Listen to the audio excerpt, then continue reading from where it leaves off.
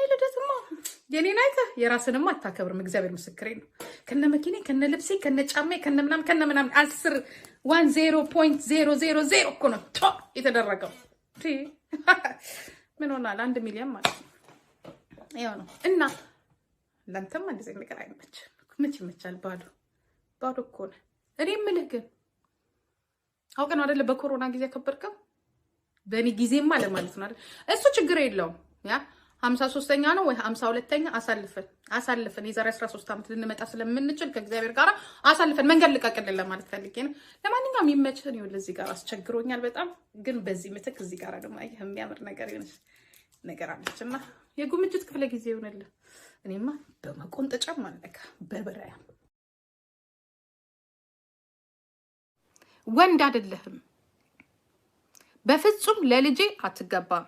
ነገም እነግርሃለሁ፣ የሚቀጥለው ዓመት እነግርሃለሁ፣ ከሚቀጥለው 80 ዓመት ብሞት እንኳን እነግርሃለሁ። አንተ ኩስ ነህ። ኩስ ታውቃለህ? የዶሮ ኩስ የሰው አር አይደለም፣ የእንስሳ አር አይደለም። ኩስ ነህ። በቃ የኩስ ያህል ቅልል ያልክ በቃ ትንሽዬ ነገር ነህ አንተ ነው የምልህ። ውሸታም ነህ፣ ዘረ ውሸታም ነህ። አንተን ለማወቅ ብዙም አልፈጀብኝም። ታውቃለህ የነገርከኝን ነገር። ባለጌ ነህ፣ ዘልዛላ ነህ፣ ወረኛ ነህ። እሷም አታከብርህም። አይ ነው አብሬያችሁ ተቀምጫለሁ፣ አይቻለሁኝ። ስለዚህ ናቅኳችሁ፣ በጣም ናቅኳችሁ። ካሜራ ላይ ሰውን ማታለል ትችላላችሁ። ከካሜራ አንተ ኩስ እኔ የምፈልገው እንግሊዘኛ የሚያወራ ባል እንጂ እንግሊዘኛ የሚያወራ ካዝን አይደለም። ጉዳችሁን የልጃችሁን ጭንቅላት ባዶነት ለመሸፈን ይላችሁ። እኔ እንግሊዘኛ ፐርፌክት ሳልሆን ልጆቼን እንግሊዘኛ አስወርቻለሁ፣ አስተምሬያለሁ። ቁጭ አርጌ ያ እንግሊዘኛና ጀርመንኛ እኩል ነው ያስተማርኳቸው። እናንተ ልጃችሁ እንግሊዘኛ ስለማያወራ የኔ ቢጤ ቦርጫምና ገረድ ሰብስባችሁ ቪዲዮ ሰርታችሁ እንግሊዘኛ የሚያወራ ካዝን አመጣችሁ። እኛ ሳምሪኮ ካዝኑን አላገባችም፣ ካዝን አላገባችም። እኔ የምፈልገው ከቋንቋው ብቻ ሳይሆን ጭንቅላቱ የሚሰራ ጤነኛ ልጅ፣ ዘገምተኛ አይደለም። እኔ የፈለኩትኝ ቁጭ ብሎ እንደሚያንቀላፋ ልጅ አይደለም ለልጄ የፈለኩላት። ይሄ ፈዛዛ ልጃችሁን ተረከቡኝ ነው። ይገባችኋል? በሽተኛ ልጃችሁን ተረከቡኝ።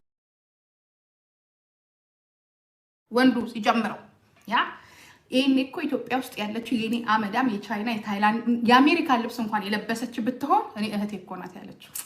እኛም እኮ ካንቺ የተናነሰ አይደለም። አሁን እዚህ ጋር ስንታይ ያለችኝ አንድ ጊዜ እህቴና ያክስቴ ልጆች አሉ። በጣም ወረኞች ናቸው፣ ተራሮች ናቸው።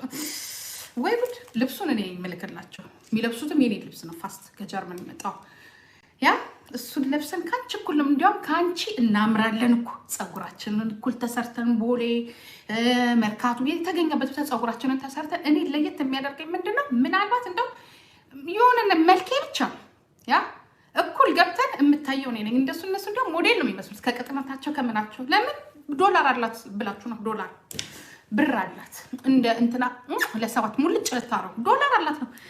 ባለሀብቱ ይሁን ደሃው ይሁን ምን ይሁን ከውጪ መጡ ሲባል ብቻ ዲያስፖራ እንዲህ ያደርጋቸዋል። እናንተ ራሳችሁ እንዴት የኮሮና መድኃኒት ያመጣን ይመስል እሱ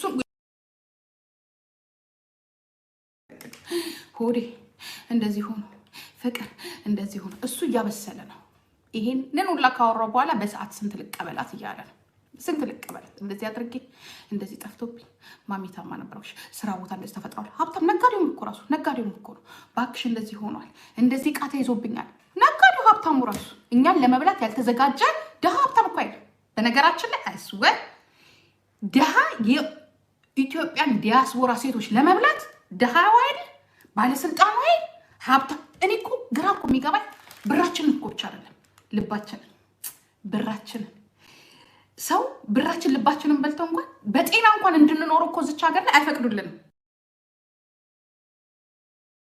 እኔ ሰማሁኝ ሺሻ ቤት ያላችሁ ጠላ ቤት ያላችሁ የምትሰሩ ሰዎች የሆነ ምግብ ምናምን የምትሰሩ ሰዎች በአጠቃላይ ሺሻ የምታስጨሱና አሁን በቃ ወረፋ ቤቱ ጥቅ ብሎ ድርደራ ብሎ ምናምን ያለው እና የበሽታው ነገር ምንም አያሳስባችሁም። እና ምን እየሰራችሁ ነው ግን? ኢትዮጵያኖች ግን ምንድነው ምን እያደረጋችሁ ነው ያላችሁት? ምን ሆናችኋል? ጠላ ቤት የሆነ ጠላ ቤት ዱባይ አለ።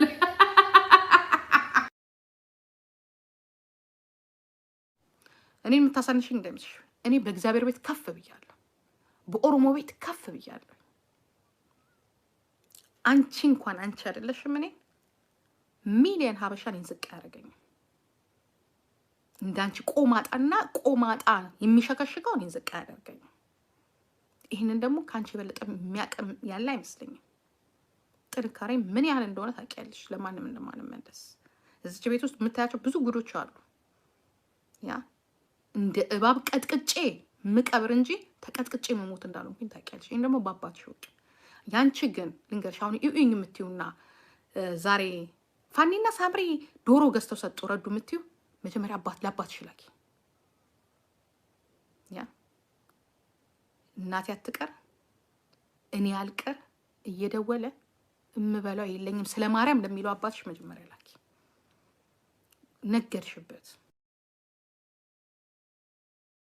እኔ መሸካሸክ እፈልጋለሁ። ገባችሁን? ቆንጆ ጎረምሳ ማቀፍ እፈልጋለሁ።